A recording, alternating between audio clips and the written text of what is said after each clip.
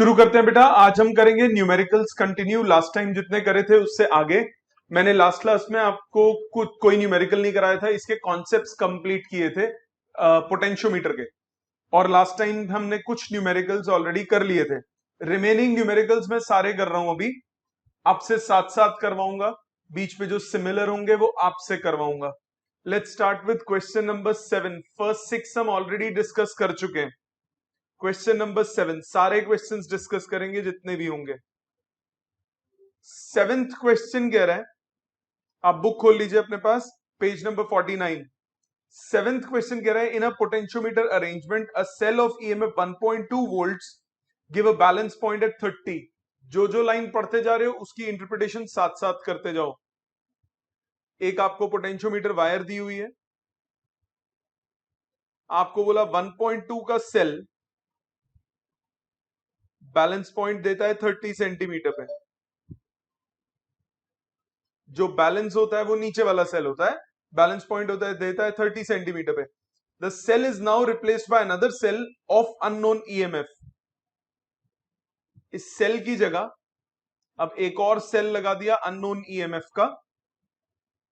If the ratio of the EMF of the two cells is 1.5, calculate the difference in the balancing length.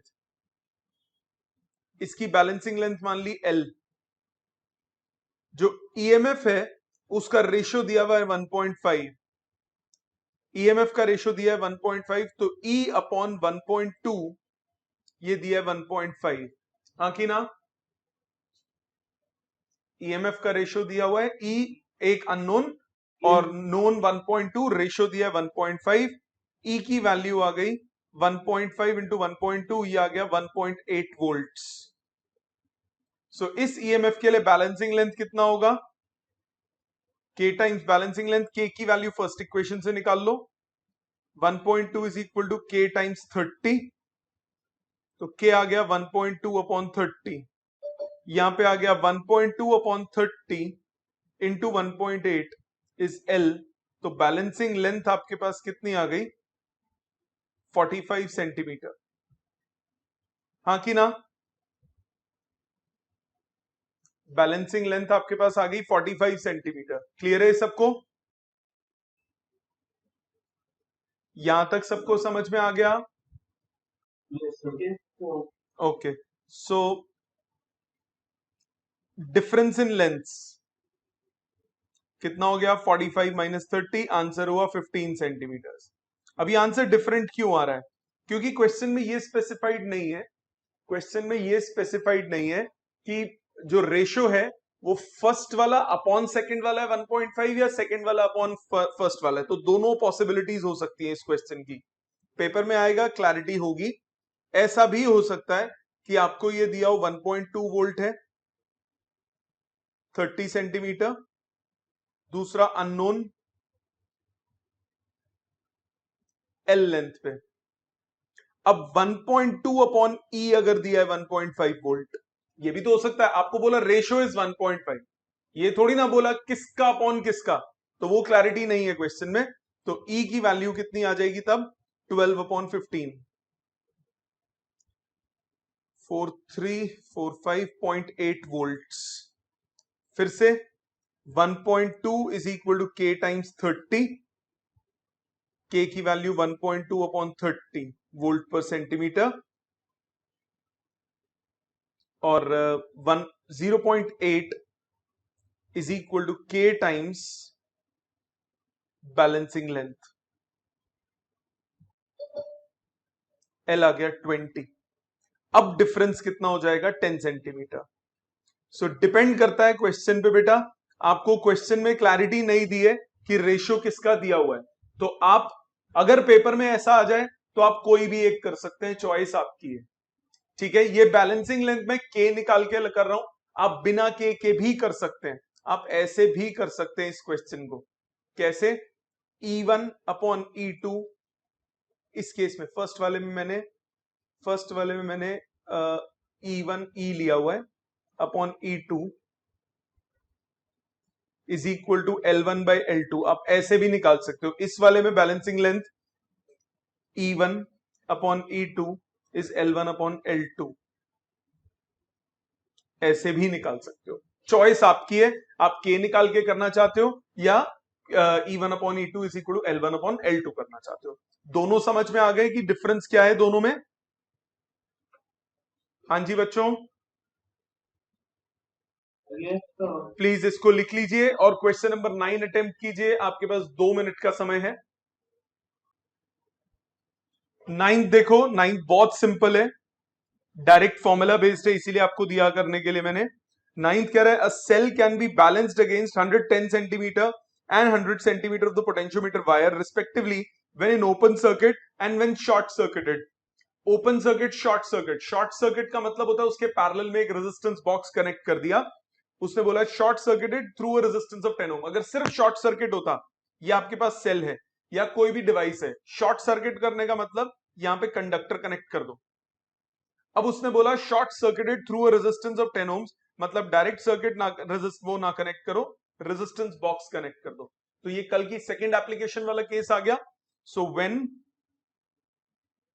In open circuit, तो यानी वो L1 होता है, L1 कितना दिया है 110 centimetre. When short circuited L2 दिया है, L2 क्या है 100 सेंटीमीटर। कैपिटल आर आपको दिया है 10 ओम्स, आपको निकालना है इंटरनल रेजिस्टेंस। रिलेशन क्या था, L1 by L2 minus 1 into capital R. So L1 is 110, L2 is 100 minus 1 into 10 ohms.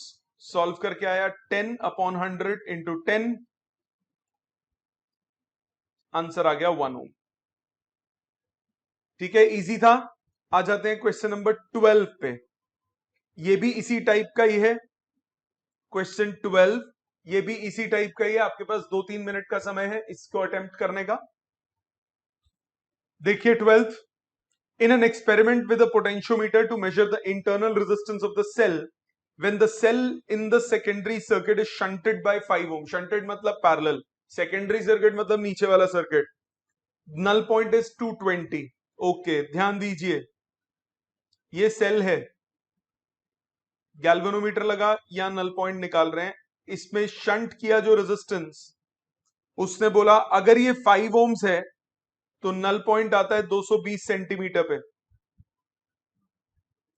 When the cell is shunted by 20 ohm, अगर इसको 5 की जगह 20 ओम से शंट करते हैं तो नल पॉइंट आता है 300 सेंटीमीटर पे। ओके जी, सेकंड केस में फाइंड द इंटरनल रेजिस्टेंस। अब मेरी बात ध्यान से सुनो, आपको L1 तो मालूम ही नहीं, L1 किसके लिए होता है, EMF के लिए। So when cell is not shunted, तो लेंथ को मैंने L1 मान लिया, तो आपके पास रिलेशन क्या होता है, small r is equal to L1 which is unknown by L2 which is 220 minus 1 into capital R, यही रिलेशन होता है। कैपिटल आर कौन सा है फर्स्ट केस में, फर्स्ट केस में कैपिटल आर है 5 ओम्स, सेकेंड केस में कैपिटल आर है 20 ओम्स। यही मतलब बना बेटा दोनों सिचुएशंस में। मुझे L1 नहीं पता, मुझे EMF के लिए नहीं पता बैलेंसिंग लेंथ कहां पे है। जब एक्सटर्नल रेजिस्टेंस आपने कनेक्ट किया 5 ओम का, तब बैलेंसिंग लेंथ है 220, तो L2 आपको दे दिया 220 जब R की वैल्यू है 5। फिर सिचुएशन बदल दी, L2 दे दिया फिर से 300 जब R की वैल्यू, कैपिटल R की वैल्यू है 20 ओम्स। आपको स्मॉल r निकालना है, पहले इन दोनों इक्वेशंस को इक्वेट करो। L1 by 220 minus 1 into 5 is equal to L1 by 300 minus 1 into 20, 5 4 is 20, LCM low, L1 by 220 minus 1 is L1 by 75 minus 4। Rearrange करके L1 निकाल सकते हो, L1 की वैल्यू को किसी भी इक्वेशन में डालो, R निकल जाएगा। लॉजिक समझ में आ गया सबको, कैलकुलेशन हो जाएगी। भौमिक, दिशा, एकस, एकम, सबको क्लियर है ये? तेजस, सुहानी, मानव, जतिन, ऋत्विक, Yes. आ जाते हैं क्वेश्चन नंबर 13 पे। मैं कर रहा हूं, it is an important question.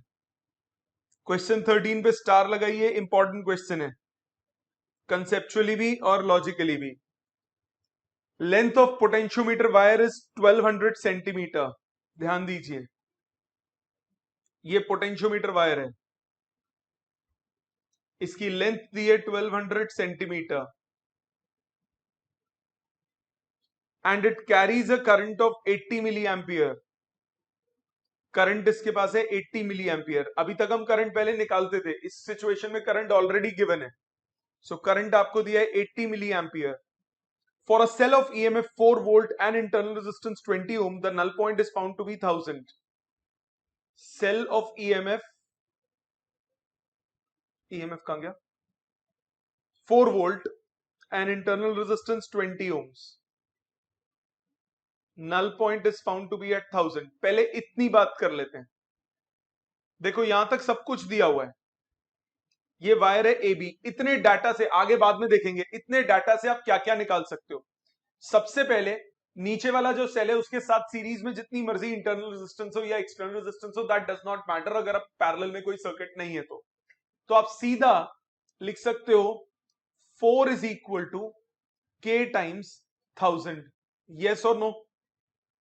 EMF is equal to K times balancing length, तो आपके पास पोटेंशियल ग्रेडियंट आ गया 4/1000,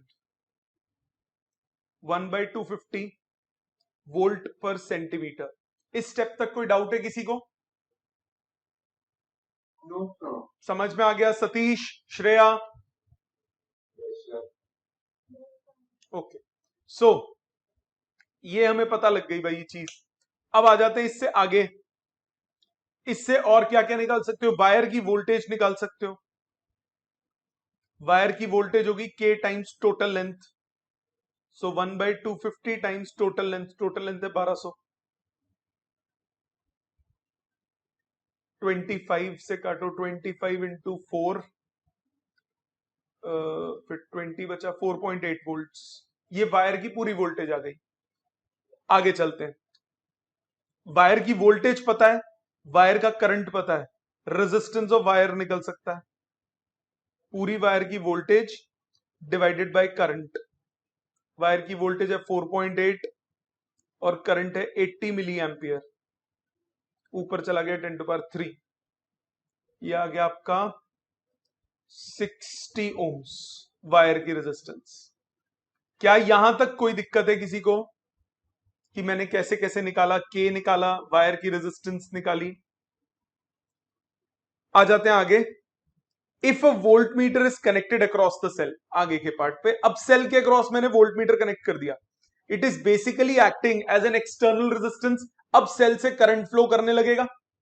जब करंट फ्लो करने लगेगा तो टर्मिनल पोटेंशियल डिफरेंस आएगा। The balancing length decreases by 20, मतलब अब terminal potential difference, terminal potential difference ये हो जाएगा के टाइम्स न्यू बैलेंसिंग लेंथ। के कितना निकाल चुके हो? 1/250। न्यू बैलेंसिंग लेंथ कितनी दी हुई है? Decreases by 20। पहले थी 1000, अब कितनी हो गई? 980। सो 98/25, 3.92 वोल्ट्स। ये आ गया टर्मिनल पोटेंशियल डिफरेंस। आगे क्या बोला? फाइंड क्या? First part resistance of whole wire. लो जी, फर्स्ट पार्ट ऑलरेडी हम निकाल चुके हैं। Reading of the voltmeter, जो टर्मिनल पोटेंशियल डिफरेंस होगा वही तो वोल्ट मीटर के अक्रॉस वोल्टेज है। सो फर्स्ट पार्ट का answer resistance of wire, resistance of wire ये है 60 ओम्स। सेकेंड पार्ट का answer reading of voltmeter ये है 3.92 वोल्ट। थर्ड पार्ट में बोला रेजिस्टेंस ऑफ वोल्ट मीटर। अब ये निकालना पड़ेगा रेजिस्टेंस ऑफ वोल्ट मीटर। इसको मैंने कैपिटल आर बोल दिया, resistance of voltmeter RV बोल देता हूं। रेजिस्टेंस ऑफ वोल्ट मीटर ये बेसिकली वो एक्सटर्नल रेजिस्टेंस हो गया। तो इसके लिए अब आप क्या करोगे? वो रिलेशन यूज करो, small R is equal to L1/L2 minus 1 into capital R. Small R कितना दिया हुआ है? इंटरनल रेजिस्टेंस 20 ओम्स L1 मतलब जब ईएमएफ है तब नल पॉइंट कितने पे, 1000 पे। L2 जब ईएमएफ नहीं है, आपने शॉर्ट सर्किट कर दिया, तब कितना है, 980 पे। -1 इंटू कैपिटल आर, तो ये आपके पास आ गया 20/980, 20 इंटू कैपिटल आर। तो कैपिटल आर कितना आ गया, रेजिस्टेंस ऑफ वोल्ट मीटर कितना आ गया, रेजिस्टेंस ऑफ वोल्ट मीटर आ गया आपका 980 ओम्स। थर्ड पार्ट का आंसर क्लियर है बेटा सबको, ये तीनों पार्ट्स। स्टेप वाइज क्वेश्चन करो, स्टेप वाइज क्वेश्चन करो, कभी भी पूरा क्वेश्चन पढ़ के एकदम से सॉल्व मत करो। जब बड़े क्वेश्चंस आते हैं एक स्टेप पढ़ो, देखो उसमें क्या क्या इंटरप्रेट आप कर सकते हो। आप, मैंने तो कैलकुलेट कर लिया क्योंकि मुझे पता था वो निकालना है, आपको पेपर में नहीं पता होगा, तो आप एटलीस्ट दिमाग में ये रखो कि इस लाइन से ये जो गिवन डाटा है इससे मैं ये निकाल सकता हूं। फिर अगर बोला हो निकालने को तो फिर निकालो, पर हर लाइन को पढ़ने के बाद पहले उसे दिमाग में सेटल करो, डायग्राम बनाओ और सेटल करो कि आप क्या क्या इस डाटा से क्या क्या निकाल सकते हो, and then keep on adding up. ठीक है, ये सबको क्लियर है? प्लीज इसको अपने हाथ से अटेम्प्ट कीजिए, अपने हाथ से लिखिए। और फिर उसके बाद क्वेश्चन नंबर 14 ऑलरेडी हम कर चुके हैं, 14 रिपीटेड क्वेश्चन है, 14 आपका 6th वाले के साथ रिपीटेड है। फिर आ जाते हैं 15th पे, आप 15th पे दिमाग लगाएंगे। 13 अटेम्प्ट पहले लिखिए अपने हाथ से, नहीं समझ में आता तो पूछिए। फिर 14th हम कर चुके हैं ऑलरेडी, रिपीटेड क्वेश्चन है। 15th कीजिए, आपके पास 5 मिनट का समय है। क्वेश्चन 15 देखिए, मैं कर रहा हूं, आपका हो गया तो वेरी गुड, नहीं हुआ तो ध्यान दीजिए। A 2 volt potentiometer is used for the determination of internal resistance of 1.5 volt cell. Balance point of the cell in open circuit. Open circuit मतलब जब कुछ कनेक्टेड नहीं होगा, रेजिस्टेंस नहीं होगा, तो ईएमएफ के लिए नल पॉइंट आएगा। 1.5 वोल्ट का सेल है, 1.5 वोल्ट का सेल है, तो 1.5 is equal to K times 76.3। जब 9.5 ओम कर दिया तो 64.8 हो गया इंटरनल रेजिस्टेंस। कोई जरूरत ही नहीं है, किसी फॉर्मूले की जरूरत नहीं है, 64.8। तो ये हो गया बेसिकली L1 आपको दे दिया ईएमएफ के लिए नल पॉइंट, L2 आपको दे दिया टर्मिनल पोटेंशियल डिफरेंस के लिए नल पॉइंट, एंड आपको स्मॉल आर निकालना है। कैपिटल आर आपको दे दिया 9.5 ओम्स, स्मॉल आर आपको कैलकुलेट करना है। तो सीधा रिलेशन लगाओ, small R is equal to L1 by L2 -1 into capital R. हो जाएगा सॉल्व, हो गया था, आंसर आ गया था बेटा।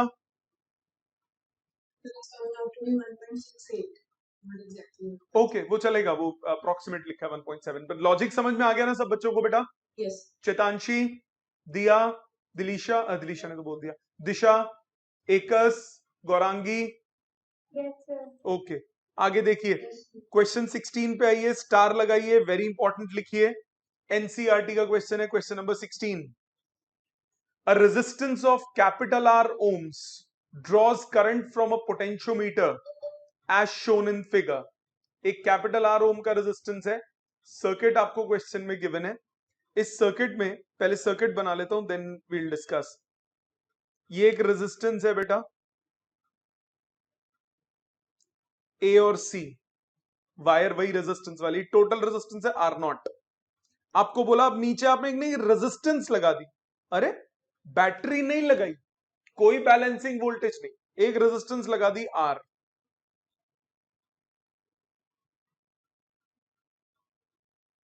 ये कनेक्टेड है। अब आपको क्या बोला, the potentiometer has a total resistance R, the voltage V supplied to the potentiometer, यहां वोल्टेज V सप्लाई किया।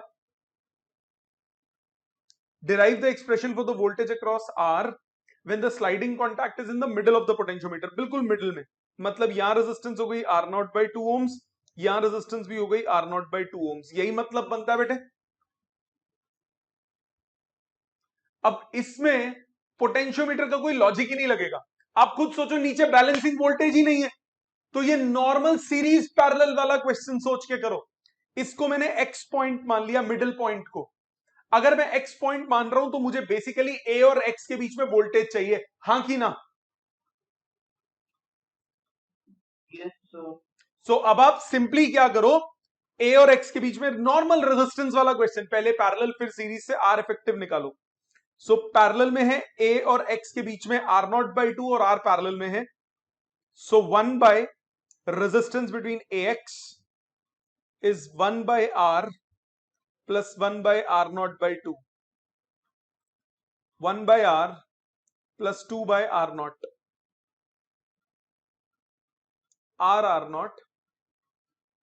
Not plus 2 R. ये आ गया रेजिस्टेंस ए एक्स के बीच में. तो ओवरऑल रेजिस्टेंस ए एक्स की कितनी आ गई? R naught by R not plus 2 are.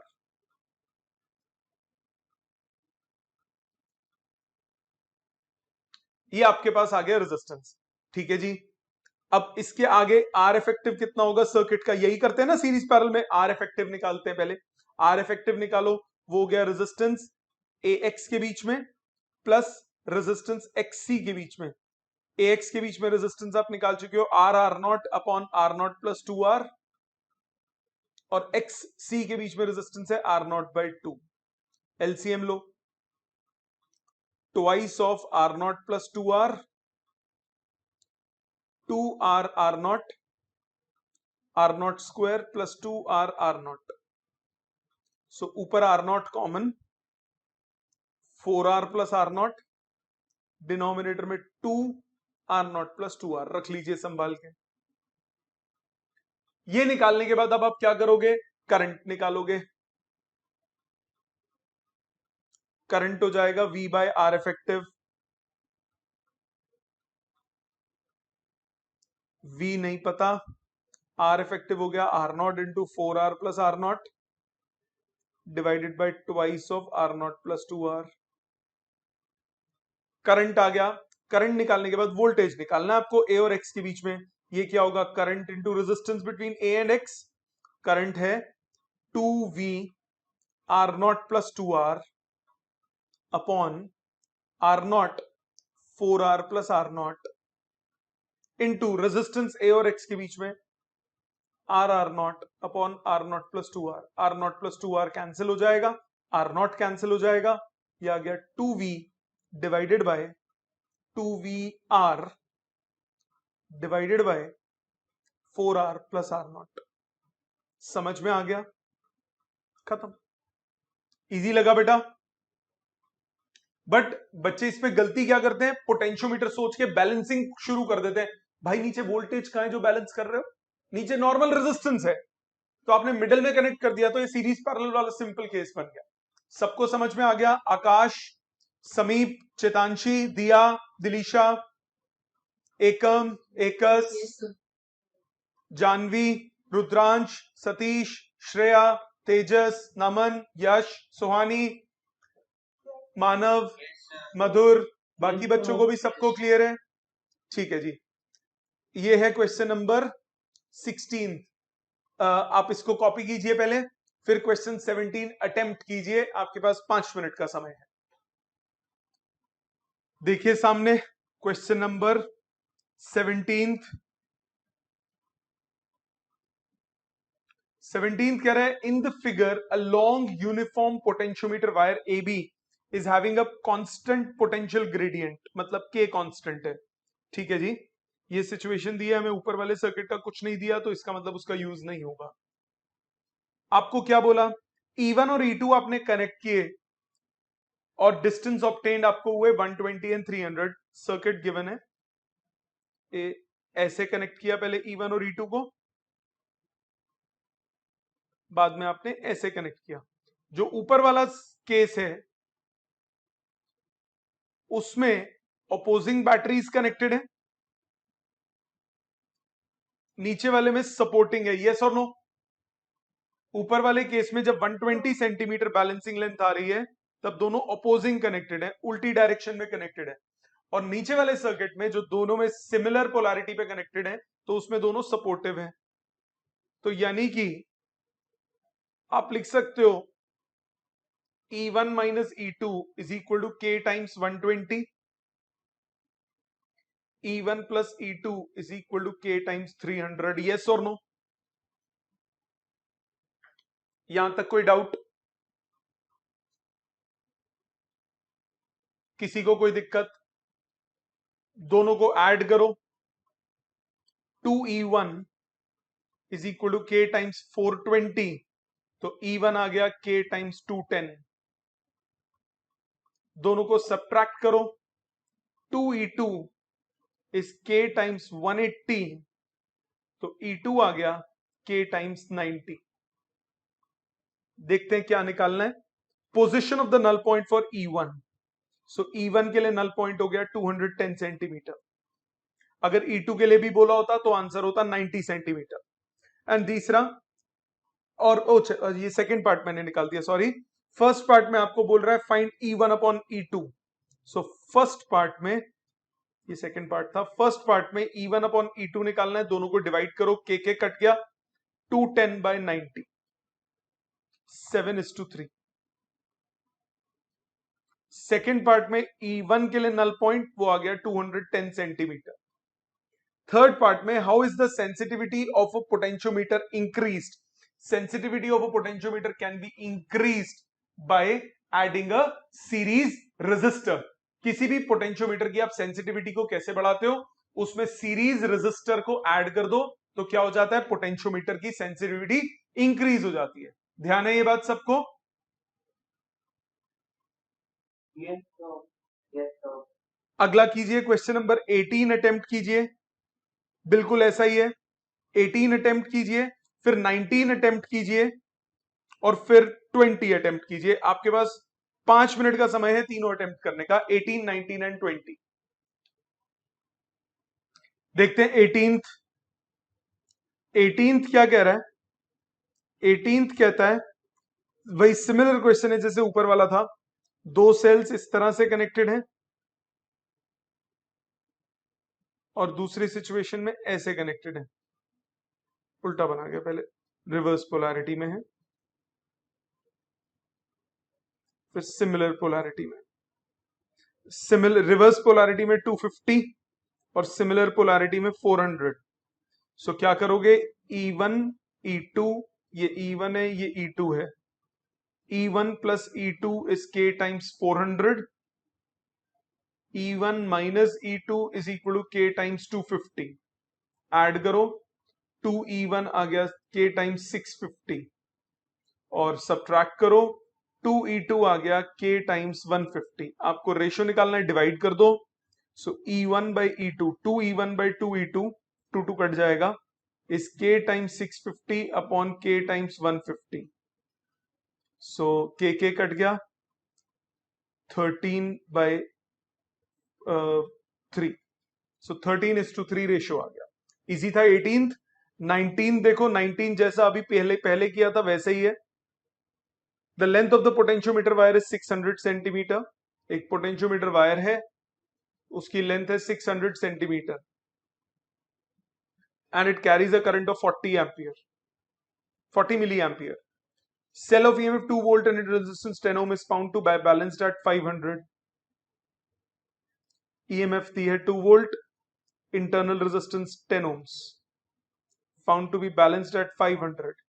तो पहले यहां से डाटा निकाल लो, 2 is equal to K times 500, K की वैल्यू आ गई 1/250 वोल्ट पर सेंटीमीटर।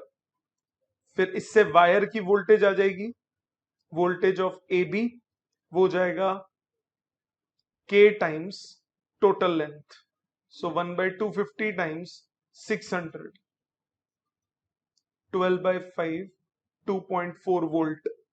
इससे अब आप रेजिस्टेंस ऑफ वायर निकाल सकते हो, वो जाएगा voltage that is 12/5 divided by current 40 milli ampere. Milli का 1000 ऊपर चला गया, ये आ गया 206, इससे 60 ओम्स वायर की रेजिस्टेंस आ गई।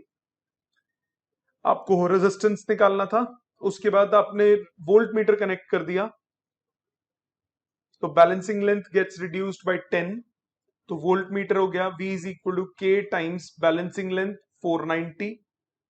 K कितना, 1/250, 490, 49/25, ये हो गया 1.96 वोल्ट। EMF आ गई, मतलब टर्मिनल पोटेंशियल डिफरेंस यानी रीडिंग ऑफ वोल्ट मीटर आ गया 1.96 वोल्ट। उसके बाद रेजिस्टेंस ऑफ वोल्ट मीटर के लिए वही expression, small r is equal to L1 by L2 -1 into resistance of voltmeter. इससे रेजिस्टेंस ऑफ वोल्ट मीटर आ जाएगी 490 ओम्स। सबको समझ में आ गया बेटा? बिल्कुल सेम क्वेश्चन है, बस वैल्यूज को हाफ कर दिया, सारी वैल्यूज आधी आधी है, बाकी एक एक इंच का भी फर्क नहीं है पहले वाले जो क्वेश्चन किया था। सबको क्लियर था? ये आंसर आ गया था सबका 18th का? किसी का नहीं आया था? किसी को नहीं समझ में आया तो प्लीज बोलिए। आगे आ जाते हैं 19th पे। 19 टैली कीजिए, सॉरी 20th पे। 20th टैली कीजिए अगर नहीं किया तो, अगर कर लिया है तो, अगर नहीं किया तो देखिए। ए पॉइंट है, यहां पे एक बैटरी लगी है। बी पॉइंट है, एक और बैटरी लगाई है। सी पॉइंट है। आपको बोला E1 greater than E2 given है, obviously are connected as shown when the potentiometer is connected across AB। A और B के बीच में जब आप कनेक्ट करोगे तो सिर्फ E1 का इफेक्ट आएगा। सो बैलेंस पॉइंट है 300। सो E1 कितना हो जाएगा? K times 300। On connecting between AC, जब आप A और C के बीच में कनेक्ट करोगे तो ओवरऑल वोल्टेज हो जाएगी E1 माइनस E2। तब आ जाएगा E1 minus E2 is equal to K times balancing length दी है 100। आपको रेशियो निकालना है, दोनों इक्वेशंस को डिवाइड कर दो या E1 की वैल्यू पुट करके E2 निकाल लो। E2 आ जाएगा K टाइम्स 200। सब्सटीट्यूट करने पे दोनों को डिवाइड करो, E1 बाई E2 आंसर आ गया 3:2। इजी था बेटा? सबको समझ में आ गया बेटा यहां तक? 20 तक ओके। आगे आ जाते हैं 21 पे। सामने तवज्जो दीजिए। 21 अब थोड़े से कॉन्सेप्ट बेस्ड क्वेश्चन है, और इन सब में इस पूरी एक्सरसाइज का सबसे इंपॉर्टेंट क्वेश्चन है क्वेश्चन नंबर 25। पूरी एक्सरसाइज में सबसे इंपॉर्टेंट क्वेश्चन है क्वेश्चन नंबर 25। 25 अभी नहीं, अभी पहले 21 से कर रहा हूं मैं। 21 देखिए। A potentiometer wire of length 1 meter is connected to a driver cell of EMF 3 volt as shown in figure। Figure बना लेते हैं। ये पोटेंशियोमीटर वायर है AB। AB एक पोटेंशियोमीटर वायर है ऑफ लेंथ समथिंग। वोल्टेज आपने कनेक्ट की 3 volt. When the cell of EMF 1.5 volt is used in the secondary circuit, 1.5 volt का सेल आपने सेकेंडरी सर्किट में यूज किया, बैलेंस पॉइंट आ गया 60 सेंटीमीटर पे। On replacing this cell and using a cell of unknown EMF, the balance point shifts to 80। Okay, जब एक unknown रखता हूं तो बैलेंस पॉइंट आ जाता है 60 पे, 80 पे। ठीक है जी। Calculate the unknown EMF। क्या करोगे? E1 upon E2 is equal to L1 upon L2। So E आ गया 2 वोल्ट। पहला पार्ट क्लियर? मुश्किल तो नहीं था। Second part, explain with reason whether the circuit works if the driver cell is replaced by cell of EMF 1 volt. No, it won't work because this voltage has to be greater than the voltage which is to be balanced. याद है कल मैंने errors में बताया था कि जो driver cell है उसकी वोल्टेज एटलीस्ट कम से कम, अगर रियोस्टेट नहीं भी लगा तब कम, रियोस्टेट लगा दोगे तो और भी ज्यादा चाहिए होगी। रियोस्टेट नहीं भी लगा तो हमें कम से कम किससे ज्यादा चाहिए होगी, जिसको हम बैलेंस कर रहे हैं उससे ज्यादा। तो अगर मैं ऊपर 3 वोल्ट की जगह 1 वोल्ट यूज करता हूं तो वो ना तो 1.5 को बैलेंस कर पाएगा ना ही 2 को बैलेंस कर पाएगा। So the circuit will not work because driver cell must have a voltage greater than the voltage of the cell which is to be balanced। Does the high resistance R used in the secondary circuit affect on the balance point? यहां पे एक R resistance लगाई है तो आप बोलोगे no it does not affect। क्यों नहीं इफेक्ट करेगा? Because when balance point is achieved no current flows, therefore resistance won't have any effect। ठीक है बेटा, रेजिस्टेंस का कोई इफेक्ट नहीं होगा क्योंकि जब बैलेंस पॉइंट आता है तो करंट नहीं होता, करंट नहीं होता तो IR नहीं होगा, तो रेजिस्टेंस हो ना हो फर्क नहीं पड़ता। बट लगाते क्यों है? क्योंकि जब बैलेंस पॉइंट नहीं आया तब तो करंट फ्लो कर रहा है, तब करंट इतना ज्यादा ना फ्लो कर जाए कि आपका गैल्वेनोमीटर खराब हो जाए। तो गैल्वेनोमीटर को बचाने के लिए हम सीरीज में हाई रेजिस्टेंस लगाते हैं सेकेंडरी सर्किट में।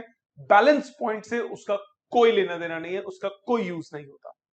ठीक है जी, ये कॉपी करिए। क्वेश्चन नंबर 22 और 22 अटेम्प्ट कीजिए, 2 मिनट है आपके पास। देखिए 22 कह रहा है potentiometer wire PQ of length 1 metre is connected to a standard cell of EMF E1. Okay, ये आपके पास PQ है, वायर की लेंथ दी है 1 मीटर,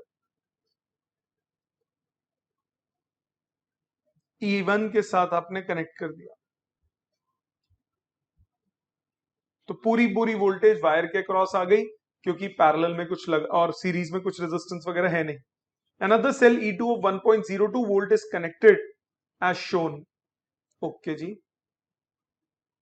1.02 वोल्ट आपने कनेक्ट किया as shown की के साथ, गैल्वेनोमीटर और यहां जॉकी, ये सिचुएशन है।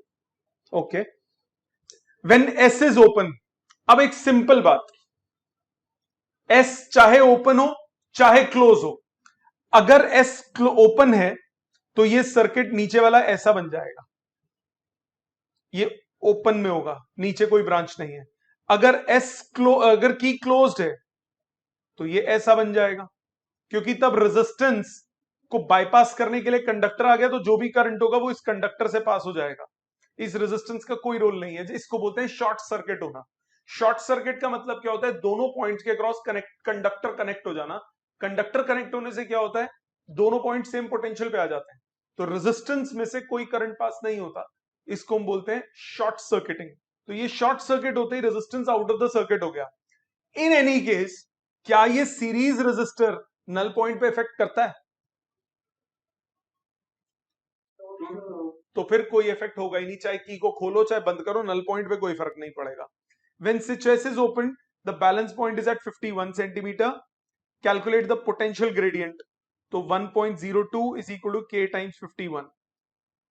So potential gradient आपके पास आ गया 1.02 by 51. कितना आ गया ये? 2 by 100, 0.02 वोल्ट पर सेंटीमीटर। आगे क्या बोला? The EMF of cell E1, अब ऊपर वाला सेल पूरी वोल्टेज वायर के अक्रॉस है, so E1 is equal to K times total length, तो आंसर आया 2 volt. When S is closed, will the null point move towards P और Q? S को ओपन करोगे या क्लोज करोगे तो नो इफेक्ट, बताया ना अभी मैंने, चाहे ओपन करो चाहे क्लोज करो, सीरीज के रेजिस्टेंस पे इफेक्ट पड़ेगा, और सीरीज का रेजिस्टेंस कोई इफेक्ट नहीं होता उसका नल पॉइंट पे। क्लियर है सबको ये बात? आ जाते हैं 23 पे।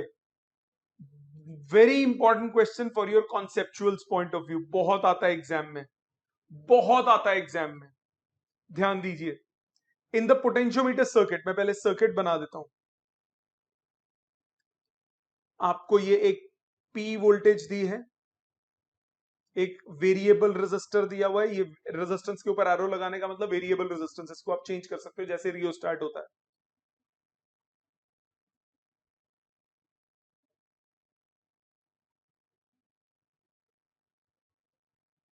नीचे एक और है Q, एक और वेरिएबल रेजिस्टर है S, गैल्वेनोमीटर के साथ X पे नल पॉइंट आ रहा है, ये R है। अच्छा जी, अब इस क्वेश्चन को पढ़ते हैं। In the potentiometer circuit the balance point is at X। Okay जी, जस्टिफाई नहीं, state the reason where the balance point be shifted when the resistance R is increased, keeping all parameters constant. If R is increased, ऊपर वाले circuit में resistance बढ़ाते हो तो voltage across R will also increase. Yes or no?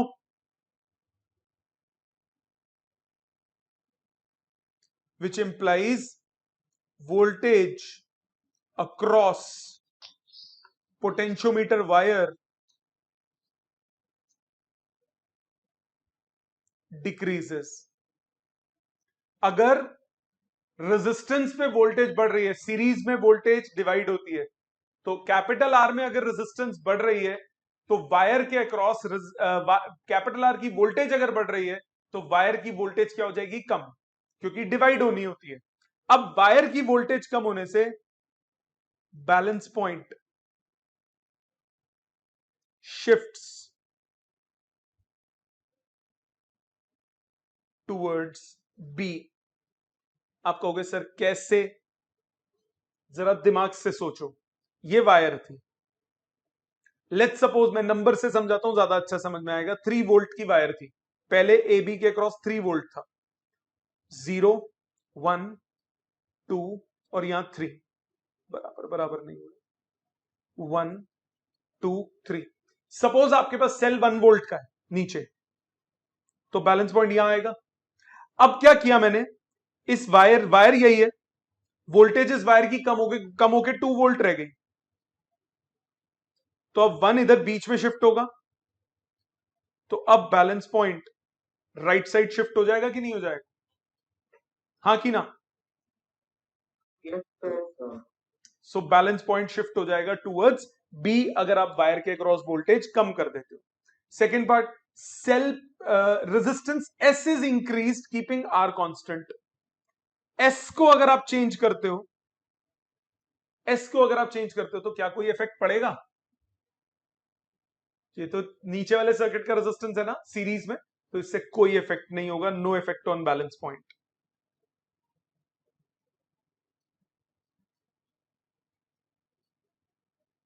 Because balance point is due to EMF which remains same.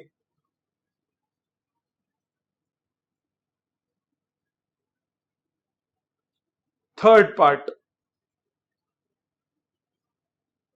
cell P is replaced by another cell whose EMF is lower than cell Q. P को आपने lower EMF से replace किया.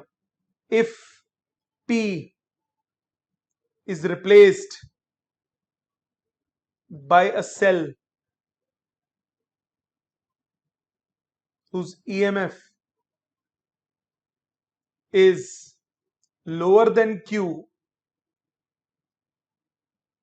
then voltage across wire will be less than EMF of Q. Yes or no? Obviously divide हो रही है, तो Q से तो वोल्टेज कम ही होगी. Therefore we cannot find balance point. सबको समझ में आ गया? ये हाँ, दोबारा third part, first part, second part. First part बेटे, वायर की जो भी वोल्टेज है, अगर वायर की वोल्टेज कम हो जाएगी, जैसे ऊपर वाला एग्जांपल देख, 3 वोल्ट अगर वायर के क्रॉस है तो पूरी वायर 3 हिस्सों में डिवाइड हो जाएगी. हाँ कि ना? तो अगर 1 वोल्ट वाला पॉइंट है तो 1/3 ऑफ द लेंथ पे आएगा. अगर वायर की वोल्टेज कम हो जाए, वायर की वोल्टेज कम हो गई, ये तो बात क्लियर है. अगर वायर की वोल्टेज कम हो जाए तो लेट्स सपोज 2 वोल्ट हो गई कम होके, तो अब 1 वोल्ट जो होगा वो मिडल में आएगा. तो पहले 1/3 लेंथ है, अब हाफ लेंथ है, तो balance point right side shift हुआ कि नहीं हुआ? ठीक है. आ जाते हैं क्वेश्चन नंबर 24 पे. 24th क्या कह रहा है? A potentiometer wire has a length L and a resistance R0. It is connected to a battery and an resistance combination as shown. Obtain the expression. Okay. ध्यान दीजिए. 24th, पोटेंशियोमीटर वायर की length है L and resistance है R0.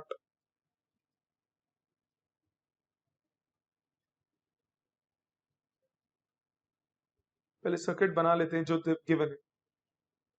यहां पे आपको दो resistances दिए हुए हैं, आर और एस।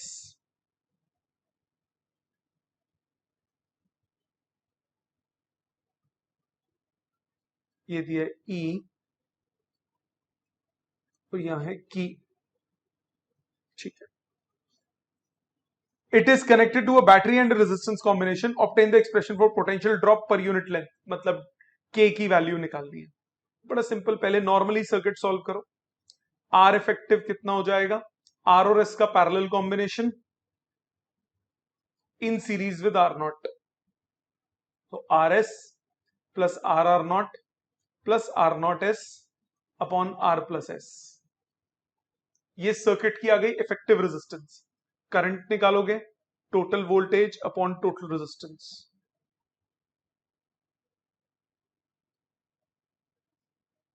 ये करंट आ गया। वायर की वोल्टेज निकालोगे, वो हो गया total current E into R plus S upon R S, R not S into R nought. K की वैल्यू, टोटल वोल्टेज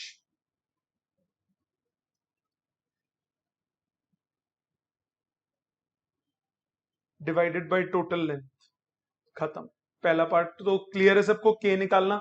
वेरिएबल्स की फॉर्म में, नंबर्स नहीं है। सेकेंड पार्ट देखते हैं आगे क्या बोला। आगे बोला what is the maximum EMF of a test cell for which one can get a balance point. Maximum EMF वो होगी, maximum EMF which is to be balanced, which can be balanced, must be equal to voltage across the wire. Yes or no? जितनी wire के across voltage है उतना ही वो balance हो सकता है, उससे ज्यादा तो नहीं हो सकता ना। देयरफॉर मैक्सिमम वोल्टेज जो वो बैलेंस कर सकता है वो हो जाएगा E R, R plus S upon R S plus R not plus R not S. What precaution should one take while connecting this test cell to the circuit? That इसकी voltage must be less than the voltage of the wire and it has to be connected. Positive terminal has to be connected to the point A and negative terminal to jockey. ये ध्यान है ना second वाला error. तो कह रहे हैं कि क्या प्रिकॉशन लोगे कि आप कनेक्ट करते वक्त, एक तो उसकी वैल्यू इससे छोटी होनी चाहिए और दूसरा उसका पॉजिटिव टर्मिनल ए पॉइंट से कनेक्टेड होना चाहिए, तब नल पॉइंट आएगा। सबको क्लियर है ये बात? Yes, sir. आ जाते हैं क्वेश्चन नंबर 25 पे। A very very very very important question. AB is a 1 meter long uniform wire of 10 ohm resistance। ध्यान दीजिए, AB जो है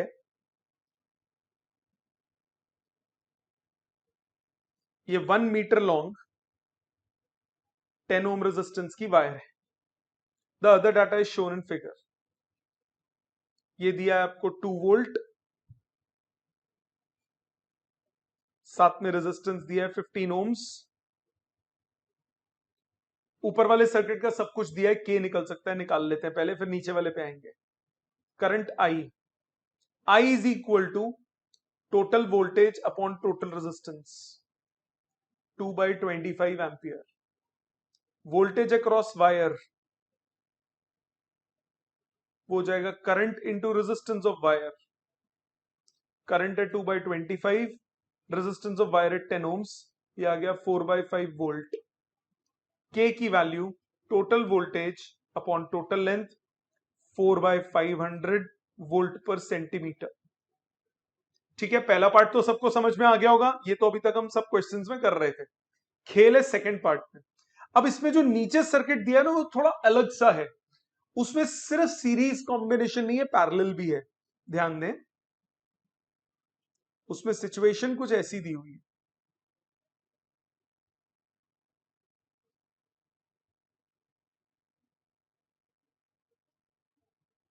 1.2 ohms 1.5 volt 0.3 ohms galvanometer jockey. Balance point निकालना है। अब ये ईएमएफ के लिए बैलेंस पॉइंट नहीं आएगा, क्यों? क्योंकि यहां तो करंट फ्लो करेगा ही करेगा ना, यस और no? Yes, sir. Yes, sir. तो इन दो पॉइंट्स के अक्रॉस जो वोल्टेज होगी उसके लिए बैलेंस पॉइंट आएगा, पीक्यू पॉइंट। अच्छा जी, वोल्टेज निकालने के लिए पहले मान लिया इस ब्रांच में करंट है आई डैश। आई डैश कितना हो जाएगा? Total voltage upon total resistance. आपको बताया था ना, ये ऊपर वाला सर्किट और नीचे वाला सर्किट इंडिपेंडेंटली बिहेव करते हैं, तो जो भी करंट होगा वो इधर ऐसे फ्लो करेगा, तो ये सीरीज कॉम्बिनेशन की तरह काम करेगा। करंट हो गया नीचे 1 ampere, 1 ampere current drop plus minus, तो वोल्टेज पी से क्यू के बीच में निकालनी है। पी से क्यू की वोल्टेज क्या होगी? पी से क्यू की तरफ जाओ, प्लस पे पहुंचो तो प्लस लो, माइनस पे पहुंचो तो माइनस लो, चाहे ऊपर वाली ब्रांच से चले जाओ चाहे नीचे वाली ब्रांच से चले जाओ। नीचे वाले से जाता हूं तो सीधा आ जाएगा 0.3 इंटू 1, 0.3 वोल्ट। ऊपर से जाऊंगा तो पहले माइनस 1.2 इंटू 1 प्लस 1.5, तो वो भी 1.3 वोल्ट ही आएगा। सो 0.3 के लिए बैलेंसिंग पॉइंट आएगा k times balancing length. So 0.3 is equal to 4/500 into balancing length. Balancing length आ गया 150/4, 37.5 सेंटीमीटर। समझ में आ गया सबको? ये खेल था इसमें कि इसमें लोअर सर्किट को आपको कंसिडर करना पड़ेगा। 26 देखिए, in an experiment of calibration of voltmeter. हो, ये कौन सा एक्सपेरिमेंट होता है? कोई बात नहीं, देखते हैं। A standard cell of EMF 1.1 volt is balanced against 440 centimeter. So 1.1 is equal to K times 440. So K की वैल्यू आ गई 1.1 upon 440. So 1/400 volt per centimeter. Potential difference across the ends of the resistance is found to balance against 220 centimeter. Okay, मतलब उसकी voltage कितनी होगी? K times 220, 1/400 times 220, ये आ गया आपका 0.55 volt. The corresponding reading of voltmeter is इतना। देखो, पोटेंशियोमीटर से मैंने आपको क्या बताया था, एक्यूरेट रीडिंग आती है।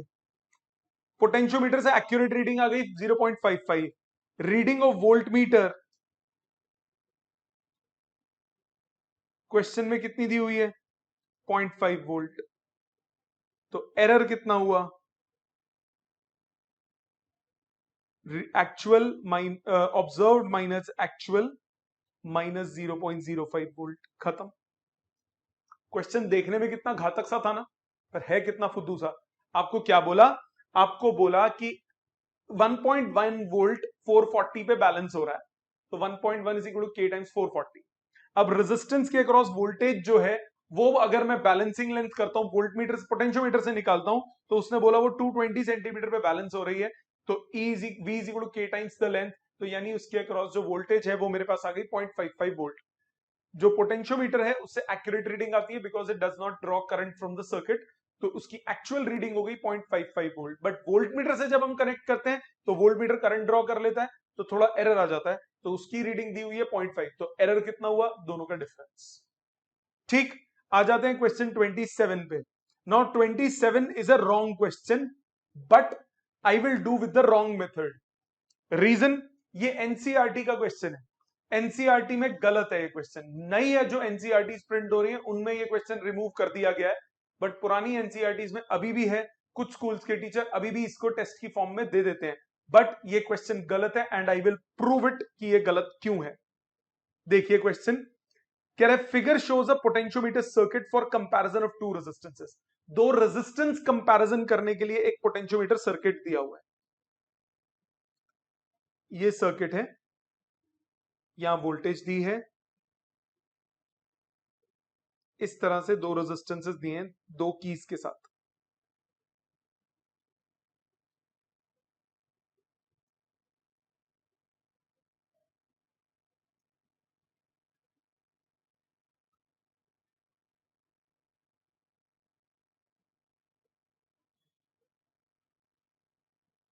ये दिया हुआ है जी सर्किट, ये R, ये X।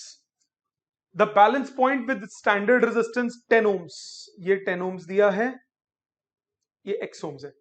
10 ohms के साथ बैलेंस पॉइंट वो कहता है 58.3 पे आता है, ओके। विद 10 ohms, 10 ohm का होगा तो यहां करंट पास करेगा। 10 ohms के साथ I into R is equal to K times balancing length, yes और no? Voltage is equal to K times balancing length, हाँ कि ना? Yes, sir. और अगर आप X ohms कनेक्ट करते हो तब बैलेंस पॉइंट दिया है 68.5 पे, तो I into X is equal to K times 68.5। आपको कह रहा है X निकालो, क्या करोगे? दोनों को डिवाइड कर दोगे, दोनों को डिवाइड करोगे तो 10/x इज 58.3 अपॉन 68.5, आप X कैलकुलेट कर सकते हो। अब इसमें गलत क्या है? गलत यह है कि दोनों केसेस में करंट थोड़ी ना सेम होगा। जब सर्किट की रेजिस्टेंस बदल गई तो करंट भी तो बदलेगा, हाँ कि ना? So this is a wrong question with insufficient data.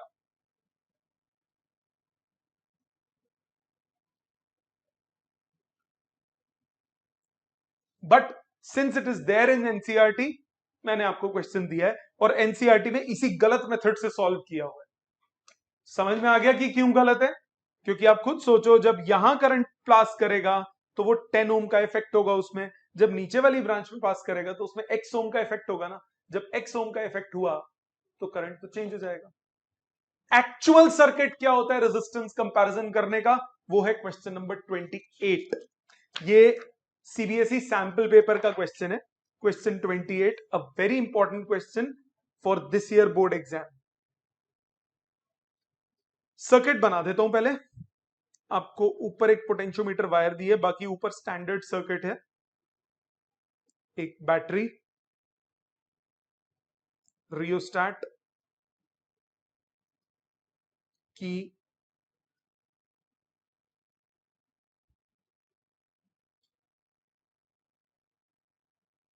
Galvanometer, ammeter, या बैटरी, एक और की,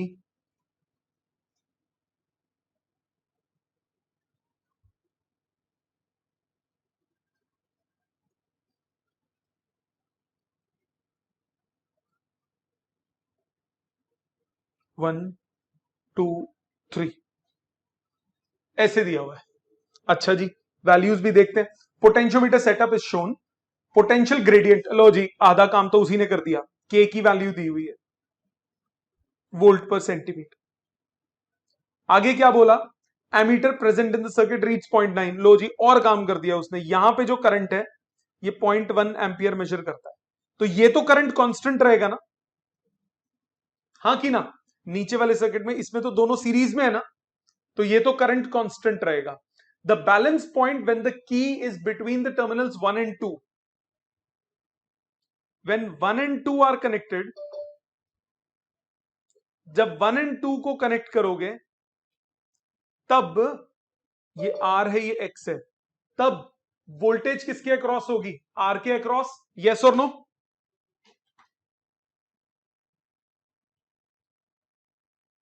I इंटू R हो जाएगा K टाइम्स 40।